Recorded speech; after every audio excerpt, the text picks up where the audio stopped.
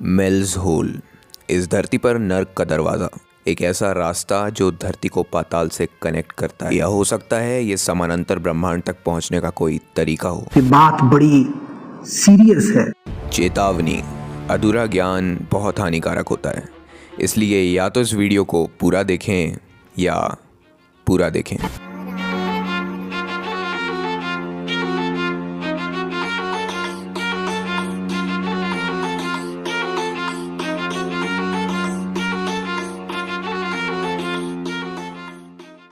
Internet पर एक रहस्यमयी गड्ढा अपने किस्सों के लिए फेमस है। इसकी गहराई आज तक कोई नाप नहीं पाया। कोई कहता है इसमें मरे हुए जानवर जिंदा हो जाते हैं, तो किसी के एक्सपेरिमेंट से पता चलता है कि इसके अंदर से निकलने वाली बर्फ़ गर्म होती है। रात में होने वाली ब्लू लाइट की आतिशबाजी से लेकर इस गड्ढे के पास एलियन क्रिएचर्स के देखे जाने तक के किस्से इंटरनेट पर वायरल हैं और आज तक कोई इसकी मिस्ट्री सही तरीके से डिकोड नहीं कर पाया है। आज से तकरीबन 20 साल पहले अमेरिका में एक रेडियो शो ब्रॉडकास्ट किया जाता था जिसका नाम था कोस्ट टू कोस्ट AM। ये radio show mysteries, paranormal activities और इंटेलिजेंस की कहानियों के ऊपर था। 1997 में इसमें मेल्स होल नाम की एक कहानी को ब्रॉडकास्ट किया गया। ये कहानी शुरू होती है मेल वॉटर्स नाम के इंसान से। 1980s के आसपास मेल के घर के पास की एक प्रॉपर्टी में एक गहरा गड्ढा था। ये गड्ढा बहुत गहरा था, इसलिए लोग इसमें अपने घर का कूड़ा कचरा डाला करते थे, जैसे फ्रिज, टायर और सैया जी।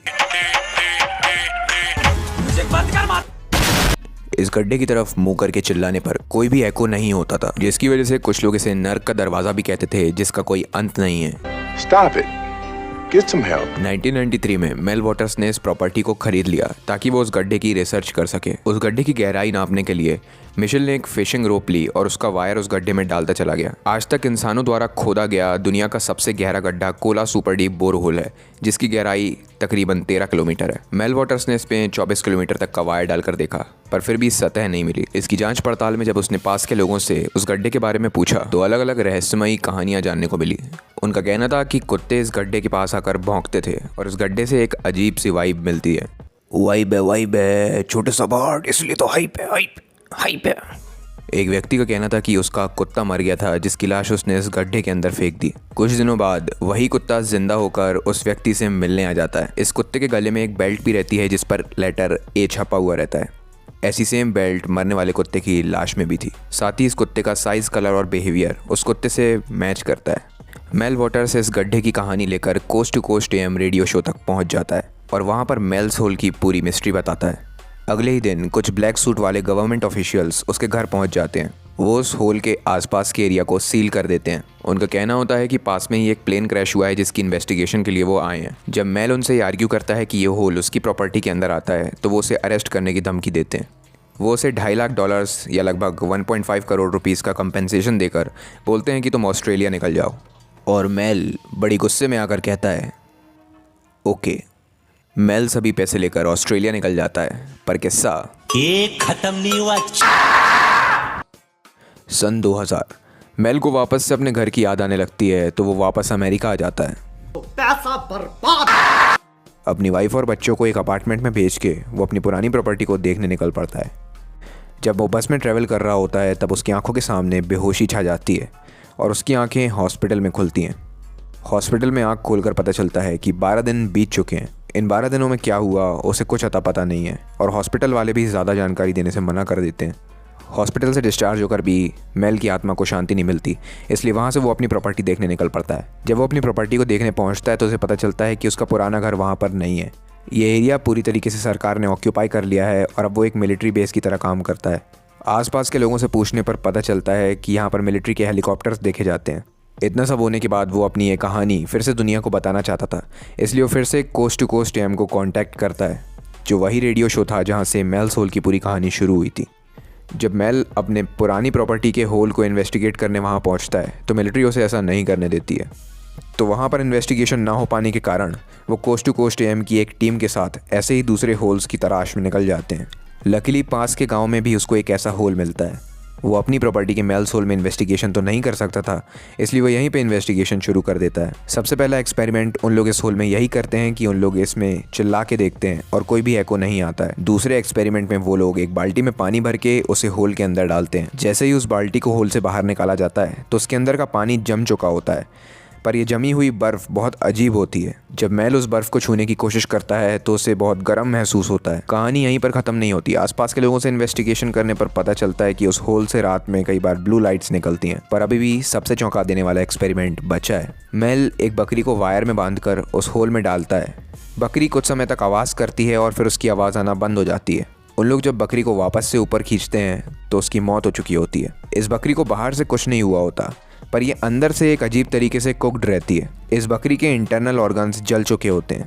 जब ये लोग इस बकरी की लाश को इन्वेस्टिगेट कर रहे होते हैं तो उसके शरीर के अंदर हिलते हुए कुछ मांस के टुकड़े दिखाई देते हैं। इन मांस के टुकड़ों से 2 एलियन क्रिएचर्स निकलकर इन्हें घूरने लगते हैं। डर की वजह से मेल उन दोनों ही एलियन क्रिएचर्स को उठाकर वापस से होल में डाल देता है और कहानी क्लोज। ऐसा माना जाता है कि गवर्नमेंट इन होल्स को मैप से हाइड कर चुकी है और मेल वॉटर्स के साथ साथ कोस्ट टू कोस्ट AM के होस्ट का कोई अता पता नहीं। मेल सोल की मिस्ट्री को फैक्ट्स के साथ इंटरनेट के किसी भी आर्टिकल या यूट्यूब के किसी भी वीडियो ने सॉल्व नहीं किया है, इसलिए इसके पीछे आज तक बस कुछ थियरीज दी गई हैं।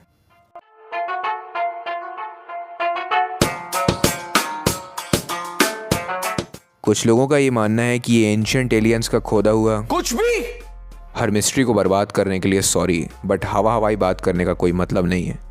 अपन मेल सोल की मिस्ट्री को कुछ डाइजेस्ट होने वाली थियरी से सॉल्व करने की कोशिश करेंगे। जैसे एक समझदार इंसान ने कहा था, मेल सोल में ऐसी मशीन लगाऊंगा, इस साइड से आलू घुसेगा, उस साइड से सोना निकलेगा, इस साइड से आलू डालो, उस साइड से सोना निकालो। Sorry anyways, Raga is OP. Theory number 1, male की प्रॉपर्टी में पाए जाने वाले होल से बस कुछ दूरी पर ही एक दूसरे गांव में एक और होल मिलता है।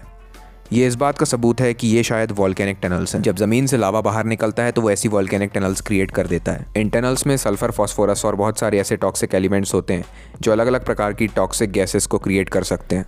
ये टनल्स सल्फर और नाइट्रोजन की टॉक्सिक गैसेस से भरी हुई हो सकती हैं। जब बरसात का पानी इन टनल्स तक पहुंचता है तो ऐसी टॉक्सिक ऑक्साइड से रिएक्ट करके एसिड में बदल जाता है। ये वही रिएक्शन है जो आपको एसिड रेन के फिनोमेनन को एक्सप्लेन करने के लिए स्कूल में पढ़ाया गया था। पर एसिड रेन के पानी के कंपैरिजन में ये एसिड बहुत ही ज़्यादा कंसंट्रेटेड होती है, क्योंकि इन टनल्स में बहुत ही हैवी अमाउंट में ऐसे टॉक्सिक एलिमेंट्स पाए जाते हैं। कुछ थियरीज ये सजेस्ट करती हैं कि जब मेल ने बाल्टी में पानी भर के उसे टनल के अंदर डाला और उसे वापस निकाला तो जो बर्फ़ बनी हुई थी एक्चुअली वो बर्फ़ नहीं थी।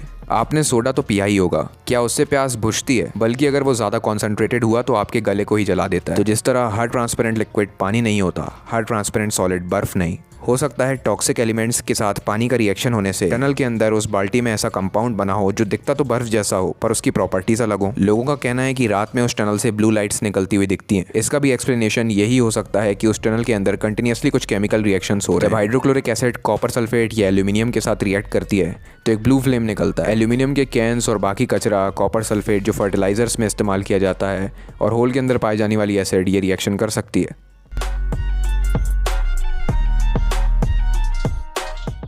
और ये रिएक्शंस कंटिन्यूसली चलने के बावजूद भी फ्लेम्स दिन में इसलिए नहीं दिखाई देते बिकॉज फ्लेम्स दिन में दिखाई नहीं देते हैं। अब फाइनल मिस्ट्री पर आते हैं कि ऐसा कैसे हुआ कि बकरी बाहर से तो सही सलामत थी लेकिन अंदर से जल गई। ऑब्वियसली अगर आप किसी जानवर को एक ऐसे एनवायरनमेंट में पहुंचा रहे हो जहां एसिड की भाप है, टॉक्सिक गैसेस हैं और मॉइस्चर भी एसिडिक है, तो ऐसे एनवायरनमेंट में बहुत समय तक कोई भी जानवर अगर सांस लेगा तो उसके ऑर्गन्स डैमेज होंगे ही। बकरी उस होल के अंदर बहुत समय तक तड़पती रही और चिल्लाती रही, पर मेल भैया की में मिस्ट्री का कीड़ा घुसा हुआ था, इसलिए उसने उस बकरी को वहाँ पर लटका के मार डाला। बकरी की लाश के अंदर से निकलने वाले एलियन क्रिएचर्स और कुछ नहीं बल्कि उसके बच्चे थे। और ये बात तो समझ के परे है कि अगर एलियन क्रिएचर्स देखे थे तो उनकी फ़ोटो क्यों नहीं खींची, क्योंकि अगर फ़ोटो खींच लेते तो लोगों को पता चल जाता कि आपने क्या बेवकूफ़ी करी है। तो आखिरी सवाल उठकर ये आता है कि आखिर गवर्नमेंट ऑफिशियल्स ने मेल को उसकी प्रॉपर्टी से दूर क्यों किया और उसको ऑस्ट्रेलिया जाने के लिए पैसा क्यों दिया। दरअसल मेल वॉटर्स पे पहले भी ड्रग डीलिंग के कुछ इल्ज़ाम चल रहे थे। उसके ऊपर इल्ज़ाम था कि वो मेथ ड्रग का लेन देन करता है। ये हो सकता है कि उसने इस ड्रग के रखे हुए आखिरी स्टॉक को बेचा और उससे आने वाले पैसे से ऑस्ट्रेलिया भाग गया, क्योंकि अक्सर ड्रग डीलर्स पकड़े जाने के डर से ऐसा ही करते हैं। साथ ही एक कोइंसिडेंस हो सकता है कि गवर्नमेंट को मिलिट्री बेस का कंस्ट्रक्शन करने के लिए उसके घर के आसपास का एरिया चाहिए हो, क्योंकि मिलिट्री बेसेस जनरली ऐसी ही वीरान बंजर ज़मीनों पर बनते हैं।